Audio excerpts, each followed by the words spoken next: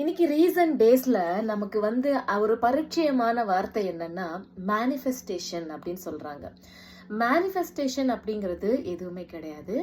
நம்மளுடைய ஆள் மனசுல நாம எதை சிந்திக்கிறோமோ, திரும்ப திரும்ப சிந்திக்கிறோமோ அந்த விஷயம் நிஜமாகும் அப்படிங்கிறது தான் சயின்ஸும் கூட.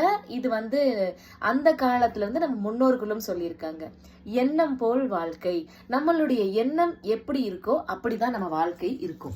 நம்ம நல்ல விஷயங்களை யோசிச்சு சந்தோஷத்தை மற்றவங்களோட பகிர்ந்துக்கிட்டு நேர்மறையான எண்ணங்களை நம்ம காண்றவங்க எல்லாருக்கூடையும் நம்ம கற்றுக்கொள்ளும் பொழுதும் பகிர்ந்து கொள்ளும் பொழுதும் நம்ம வாழ்க்கை நேர்மறையா அமையும்.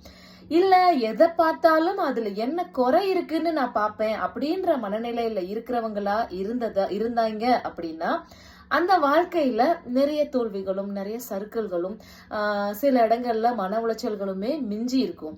அப்போ அந்த இடத்த ஓவர் கம் பண்ணணும்னா என்ன பண்ணணும்? எந்த விஷயத்துல இருக்கக்கூடிய நிறைகளை பார்ப்போம். ஒருத்தர்கிட்ட இருக்க குறைகளையோ, ஒருத்தரை பத்தி பின்னாடி புறம் பேசுதலோ, ஒருத்தரை தவறா நம்ம பேசுறதோ அதாவது அவங்கள அது பாதிக்காது.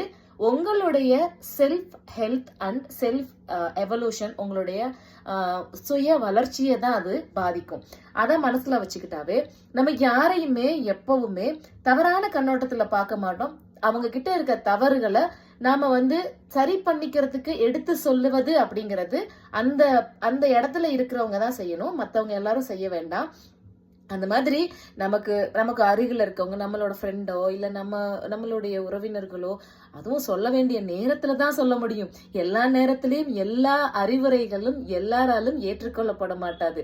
அதனால நாம என்ன பண்ணலாம்னா, நம்மளை மட்டும் செல்ஃபா நம்மளை சரி பண்ணிக்கிட்டாவே போதும். யாரையும் புறம் பேசக்கூடாது, யாரை பத்தியும் தப்பா பேசக்கூடாது, யார் மேலையும் பொறாமை இருக்கக்கூடாது. அப்படின்னு இருக்கக்கூடிய உள்ளத்துல இறைவன் நிச்சயமா குடியிருப்பான். ஏன்னா அந்த மாதிரியான ஒரு நல்ல உள்ளத்துல என்ன குழந்தையும் தெய்வமும் கொண்டாடும் இடத்தில் தான் சொல்லுவாங்க. கொண்டாட்டம் இருக்கணும்னா அந்த இடத்துல மனசு அமைதி இருக்கணும். யாரை பத்தின நெகட்டிவ் ஃபீலிங்கும் இருக்கக்கூடாது. மகிழ்ச்சியா நாமளும் வச்சுக்கணும். நம்ம சுத்தி இருக்கவங்களையும் வச்சுக்கிட்டோம்னா கண்டிப்பா அந்த வாழ்க்கை அழகான ஒரு வாழ்க்கையா நிறைவானதாகவே இருக்கும். சரிங்களா? எனக்கு தெரிஞ்சதை நான் சொல்லியிருக்கேன். இது இன்னைக்கு யாருக்கு பயன்படுதோ அவங்க அதை எடுத்துக்கோங்க. இல்ல என்னைக்காவது ஒரு நாள் நான் ஏதோ சொன்னனே அப்படின்னு யோசிக்கிறவங்க திரும்பி இந்த காணொலியை பார்த்து தெரிஞ்சுக்கலாம். டாடா.